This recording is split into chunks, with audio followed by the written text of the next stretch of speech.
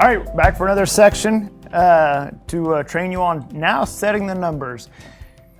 We've covered a lot of stuff so far. We've been going pretty quick through it, but covered a lot of stuff so far. Hasn't this been enjoyable, Joe? If one person learns something from this out there, then I'm happy. You're so full of crap. If one person learns something from this, you're happy. How are you going to know if one person learned something? I don't need the answer. How would you'd never find happiness? You're just upset that I give good answers, I think. That answer sucked. So, let's talk about setting the numbers. What do you say, Max? Is it okay? For those of you who've skipped across everything, Max is our in-house guest that we don't know where he came from. But he bought us Chick-fil-A, which is not sponsoring this, by the way. Apparently, every time I mention a name of a company, I've got to mention they are not a sponsor of this show. Mm-hmm. Thank you for Chick-fil-A. Thank you for the Sprite. You know, every time I drink Sprite, it reminds me of when I was a little kid and would get sick. My mom would always bring me Gatorade or Sprite. It was ginger ale for me. Really? Yeah. Well, we couldn't afford ginger ale. I grew up poor. Usually cheaper than Sprite. Setting the numbers. This is very important, Joe. Why is that? I'll tell you. You do ask good questions. It's important stuff. Trying to make this as infomercially as possible. Oh, gosh. So, for whatever reason, Joe and I seem to be the only educators out there that show how to set the freaking numbers on lease option. And we're darn sure the only ones that show how to do it right. Setting numbers is so crucial because if you screw it up, then you've screwed over the homeowner and the buyer, and they're going to be and your business and reputation. And your reputation. Yeah. Now, setting the numbers is not difficult. It's very, very, very simple. We, Joe and I used to do these numbers in our head when we were, just doing it in our head. As we started training more and more people, we had to kind of develop formulas to use so we could just say, here, plug and play. So we're going to show you the numbers, the 4 numbers in lease option, how we set those numbers. It's actually very, very simple. But it's very important. But very, very important. Because if the buyer goes for financing and the house doesn't appraise. Yeah, and the numbers are all off. Yeah. So here's the 4 numbers on lease purchase. Lease purchase, lease option. I use those terms interchangeably. There's the option price. The option price is what you're going to be marketing the property at. The option fee, which is the assignment fee that the student makes. So the option price is the sales price. Yeah, the option price is the sales price. It's what the buyer is purchasing at. Right. Yeah. It's the contracted price. The option fee, which is the assignment fee that you're going to be making. I'm sorry to interrupt you, but the option fee always causes the most confusion. So the option fee or the assignment fee is how we profit, right? But that also will reflect as the buyer's down payment at the time of purchase, 8, 9, 10, 11, 12 months down the road when they're ready for their mortgage. That actually will be their down payment as well. Yeah, so it'll actually go to, and we'll cover that, how that comes into play here, but it actually will go towards funds at close, and the lender and buyer may want to go towards FHA required down payment, funds at close, et cetera. The confusion is, well, if I'm paying you leasing to buy an option fee now, and then 12 months down the road, that's going to be my down payment, and you're not even the seller? And the answer is yes. Yeah, it does. And we'll talk about that here in a second and how that comes into play with the lending guidelines. The third number is the concession, which, again, we're going to cover all these in detail, but I'm just kind of hitting the highlights here. The concession, which is sometimes called the rent credit, which we'll get into. And then the monthly payment. That's just obviously what the buyer's paying per month. So let's start stepping through these. So I don't know if you can see that, but I almost went for a clicker. But here's the house we did in Keller. You can see address, cities. This is on our website, Leasing to Buy.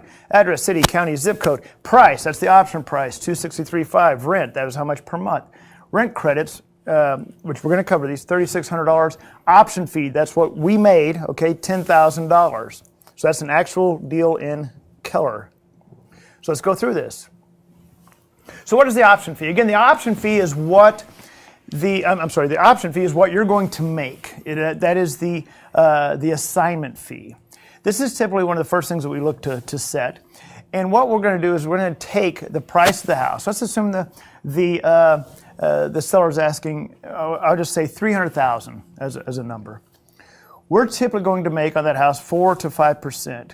So you can take the price, say $300,000, times 4%, that's $12,000. We typically get a little bit more than that, but I'll use these easy numbers for right now. So we're going to make $12,000. That's going to be our assignment fee, okay? That is our option fee. It's the assignment fee on the property. And it also reflects as the buyer's down payment. Right, and so what'll happen is when that buyer pays us our assignment fee, the option fee, is it'll typically go towards the lender's required down payment on that property when it comes time to permanent financing. They may show it as earnest money on the HUD. It depends on the lender, because what happens is, matter of fact, we were just having an email today from a lender that's going to be utilized, or we're going to be utilizing for a lot of our clients, because she has access to different investors, investment programs for financing. But they'll typically show that towards the buyer's, say, FHA required down payment. One thing I noticed, though, is you just said price times 4%. You do have to double check the price, right? If you're working with a FSBO, or you can't just take the seller's asking price and raise it. Okay.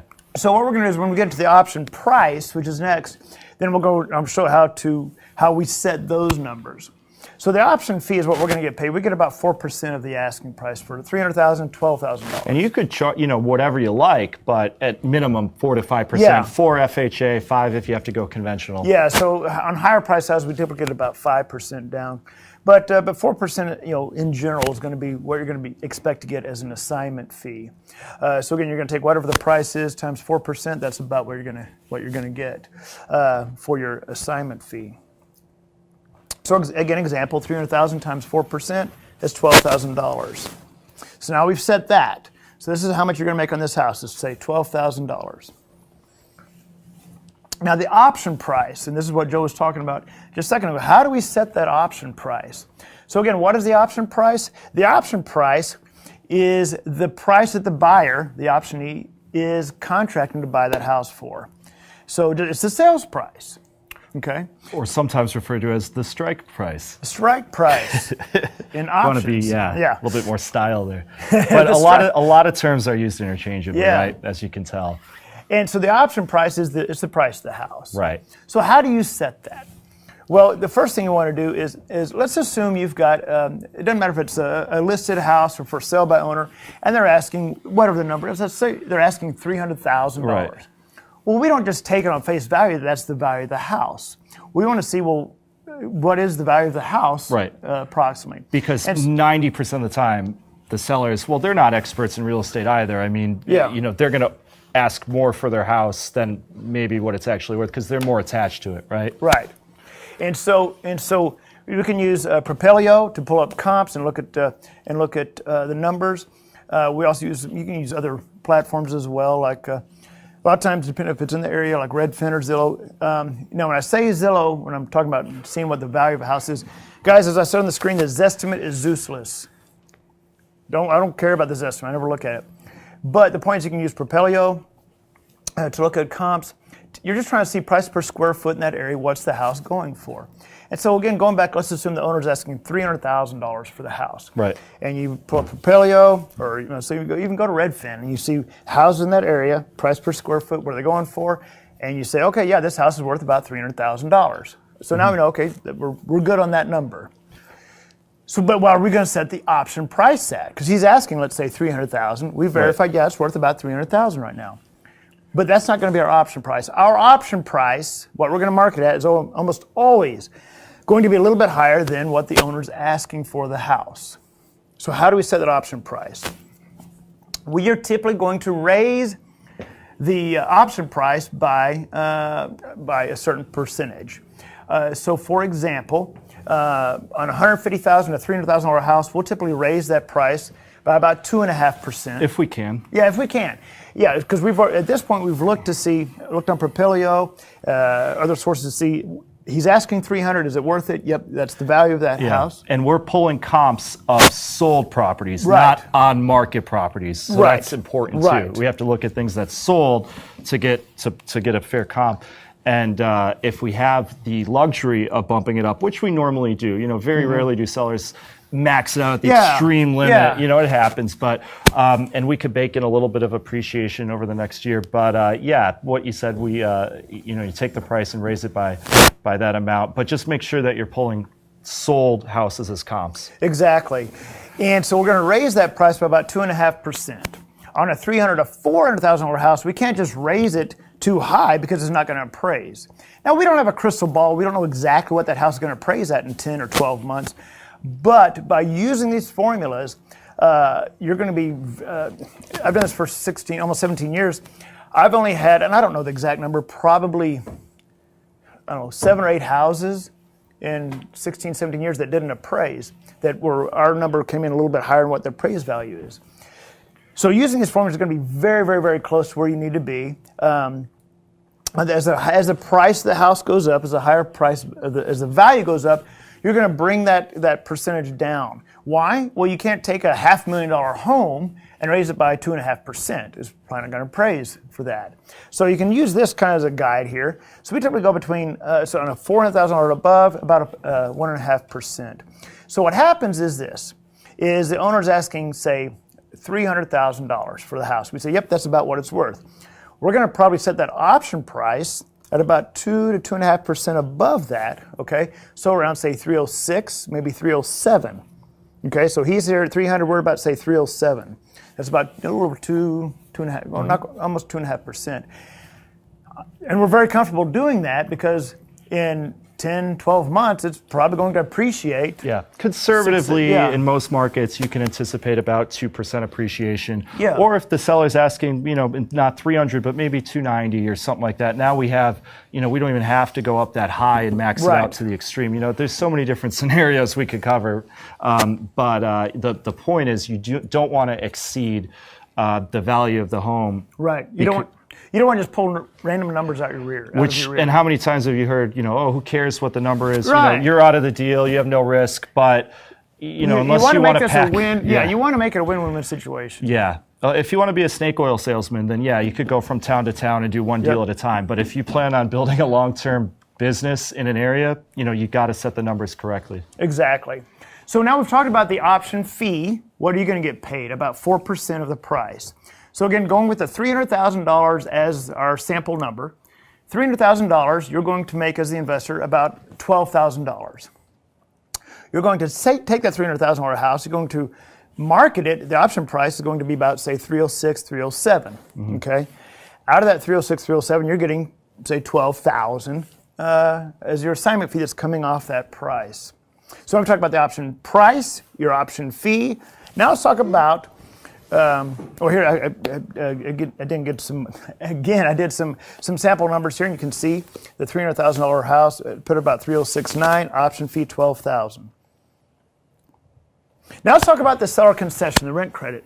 So what is this mysterious number? So with a lease option, with a rent to own, there is often what's called a rent credit. What is a rent credit? A rent credit is where a portion of what the buyer's paying every month is being credited towards the purchase when that buyer goes to get financing. So let's assume the buyer's paying, $1,300 a month, and the seller says, hey, I'm going to give you a rent credit of $300 a month. Right. So over 10 months, that's $3,000 that buyer has towards the purchase of that property, on top of what he's already put down. So that's a rent credit. They're getting credit for paying their rent. And that there's no magical finance number or anything about what that rent credit needs to be, but that's what a rent credit is, where a portion of their payment, they're being credited with a portion of that payment towards the purchase. That rent credit is not something that is put in the bank.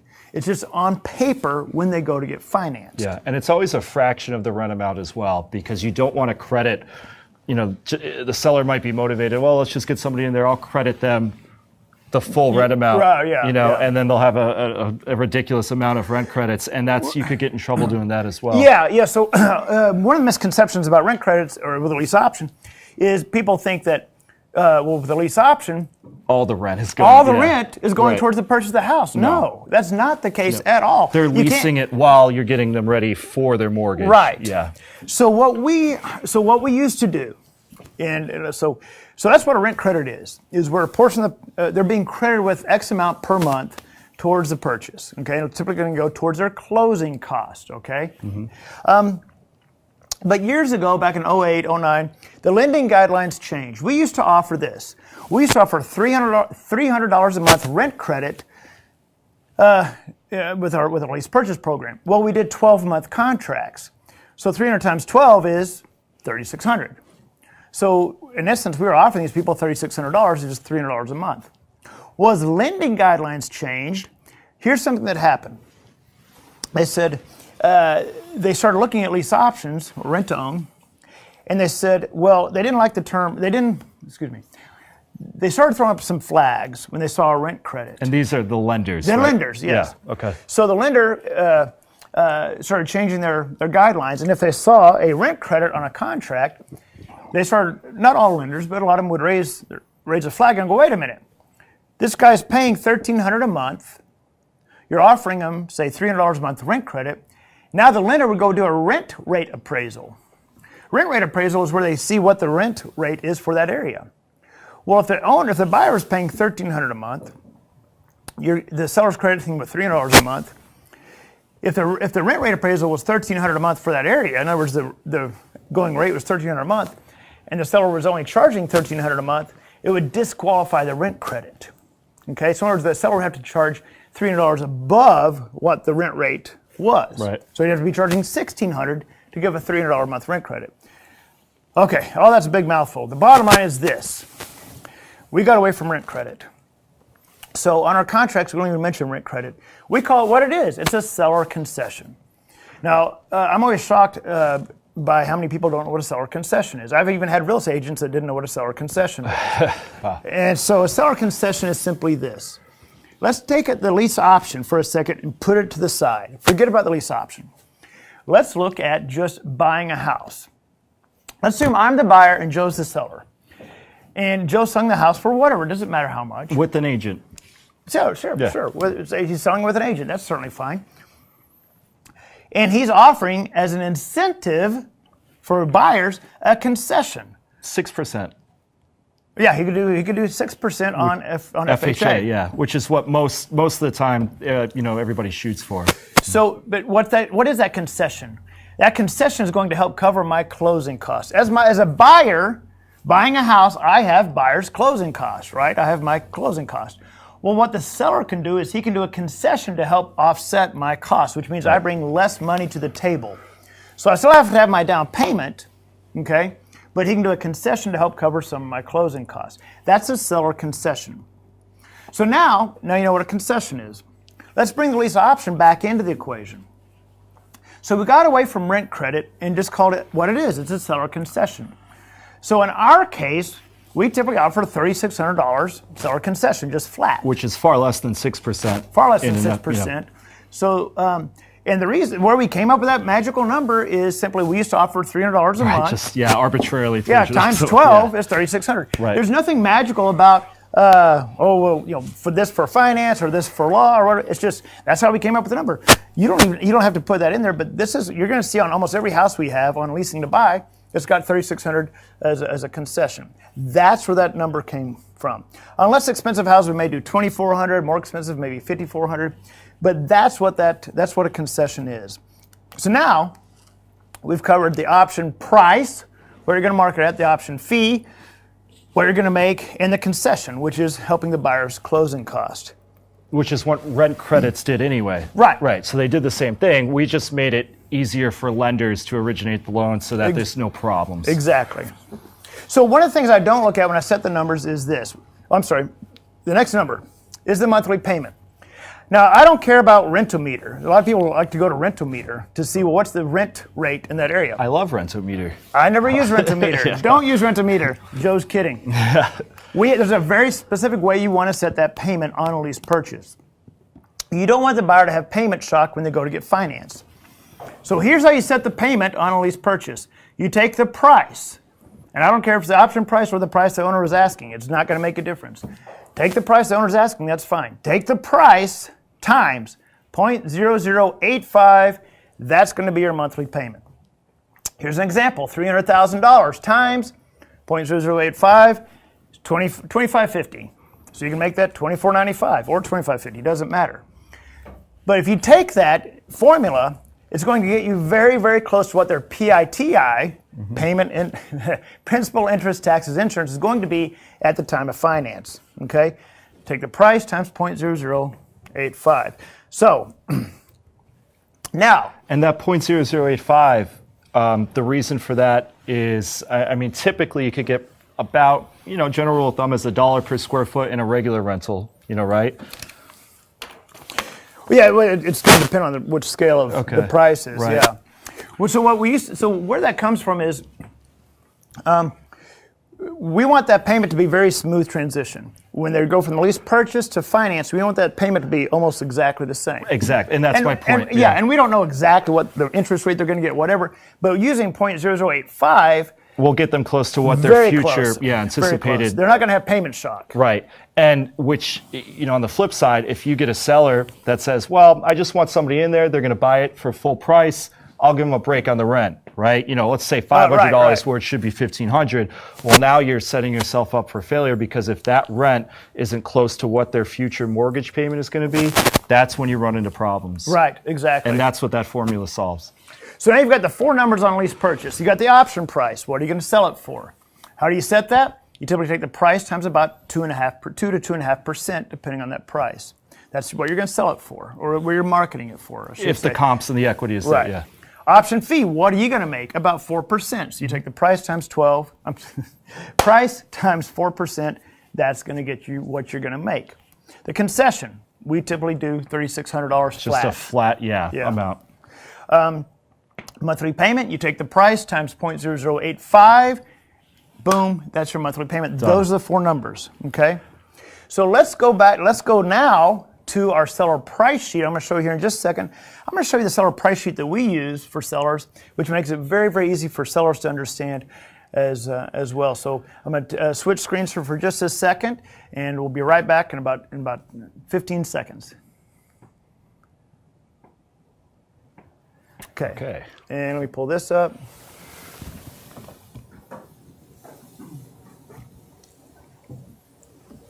And here we go.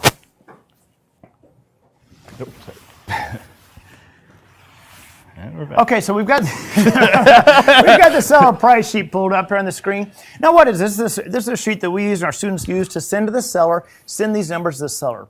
It breaks it down very easy to understand, really. There's a pre-drafted email that we send with this that breaks down what the numbers are. Very simple. Because the seller's not familiar with the lease option, transaction often. So this breaks it down easily for them to understand. So let's do this. We're going to put the address in 123 Main Street. Now, remember we talked about the four numbers. The first one is the option. What town? Well, what town do you want this to be, Joe? I don't Don't do Scranton, some kind of BS. Like a nice New England town. Where's I don't name it. Name one. Montpelier. How am I supposed to spell that? That's why I said it. Montpelier.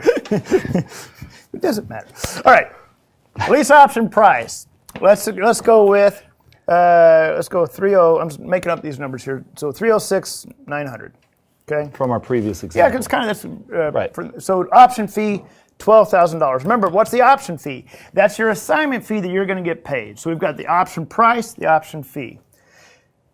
Now, you'll see it automatically starts deducting it, because what you're doing is you're basically showing the seller a net sheet. What are they going to get out of this at the end of the day? So you're going to see on this price sheet it's starting to subtract. Now, here's something we've not talked about yet. Again, we talked about with a lease option, there's no deposit. There's never ever a deposit with a lease option. So because of that, what we do is we get 4% as a number as our assignment fee, as our option fee. We typically give the owner part of our fee because they don't get a deposit. Right. And it makes it sweetens the deal for them to sign the contract. Yeah, they want something more than first month's rent. Yeah, so we typically give them, it may be $1,000, it may be $2,000. There's no Yeah, you give zero. You can give zero. But But we typically give $1,000 or $2,000. So I like to match at least the equivalent of whatever the rent payment is. Of a month, because okay. in a normal lease, even though it's not the same thing, you usually get, first of the month. Well, let's assume that in this case we're going to give them $2,000. Yeah. Okay. So you're going to see portion of fee paid to seller. In other words, we're getting 12. We're giving them 2. Okay. Again, this is the seller price sheet that we use and our students use, and it shows. Okay, here's what you're receiving for your home. Seller concession, which we said is almost always $3,600. There's no formula there. It's a flat amount. Yeah.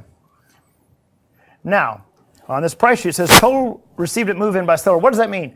When this buyer goes to move in, what's the seller going to receive? He's going to receive the $2,000 that we're giving him plus his first month's payment. Remember the formula, 300,000 times 0.0085 is max. What is 300,000 times 0.0085? He forgot. 2550. And there we go. Now we have our seller price sheet. So let me step through this now we have it filled out. Well, John, I want $1,000 for my home. Right. So let's take a look at this here, Mr. Seller. In Montpelier. In Montpelier. Mr. Montpelier Seller. Yes. That's in New England. Is Montpelier actually in New England? It's beautiful in the fall. Okay. It's in Vermont. Yeah. Does it suck? I think it's the Hey, capital you of said New Vermont. England. Well, Vermont is New England is a region No, well, Vermont's a state. in New England.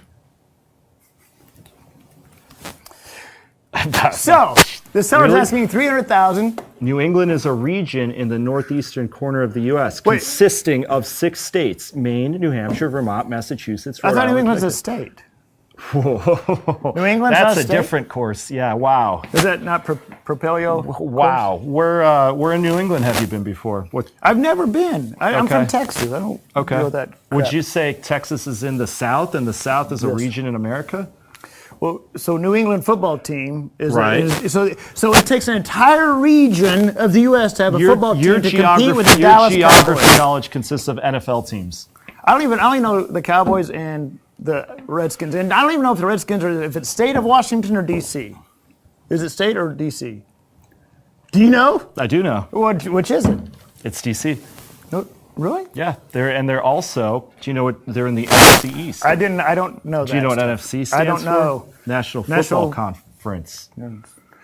So the seller's asking $300,000 for this house, right? I put it at 306.9. We got $12,000 down. That comes off the price, but we're giving him 2, so now he's at 296.9. Okay. The concession $3,600. Subtract that, he's at 293.3. So what's he going to get at move-in? The $2,000 we gave him plus $2,550, the first month's payment. He's going to get $4,550 at move-in. Non-refundable. Non-refundable. Receipt deposit. Now the bottom line, he's going to get $293.3 when it's all said and done, plus $2,550 a month. He may very well be cash flowing a couple $100 a month. Okay, obviously you find that out if you find out how much his payments are, and then you can put it on the comparison sheet. But let's assume he's making $200 cash flow. Well, 10 months, that's an extra $2,000. Well, how does that compare with if he was asking $300,000? Well, if he is asking $300,000, if he went through an agent, he's going to pay $18,000 for commission, not including negotiating or repairs that come up in the inspection, all that. Well, I garbage. wouldn't negotiate or fix anything. No, So that's because you're from New England, ish area. I don't know if to our New England viewers. I apologize. is Scranton in New England? It is. Pennsylvania is the border. It is not. It's in the Northeast. I don't know any of those tiny little states. Here's the thing. When I was growing up, I had a map of the United States. It was a puzzle. That's good. And all the states to the right side, Were there 50 states by then or not yet? No, well, there was 50 states then, but I didn't know it because we had a puzzle with all the little states that I had to put together. Okay. But my mom. And do you remember one that was New England? No. Okay. There were some tiny states that were missing. I didn't know that till later because my mom bought the map, this puzzle, at a garage sale, and so I didn't know it was missing some of the pieces. Okay. So I put the puzzle together best I could, and until I was like a freshman in high school, I thought we had like 14 or 15 states with a bunch of cardboard. But you had some empty spaces. I did. They were cardboard. Okay. The box. The cardboard states didn't mean anything to you? No, I just thought it was. You just thought it was unclaimed territory. Yeah, I thought Lewis and Clark hadn't gone there yet. We didn't have a lot of money growing up. So you can see the owner's going to make a lot more money on this doing a lease option than selling it through an agent. Plus that 25, assuming you said a couple $100 cash flow, but still, even if I have payments on it, I still have to pay my mortgage as the seller. Right. I'm still paying into the equity. So when I get a check from the closing company, that's still gonna, it's gonna be more than I would have made if I sold it right now. Right, exactly. So there it goes. There's this how to set the numbers. There's the seller price sheet that we send out, that our students send out, and again. Through all the course and everything that we have online, you can get the seller price sheet. Again, you go to leaseoptionclasses.com. There's a whole video there on when you get the course and everything. You get all the contracts, you get the seller price sheet, how to set the numbers, all that stuff is on there. Next, is marketing to buyers. We're going to talk about how to market to buyers. So anyway, we are wrapped up with how to set the numbers, the 4 numbers in lease purchase, how to set those numbers, and the seller price sheet. So let's wrap this up, and we're going to take a New England break, and we'll be right back with marketing to buyers. All right.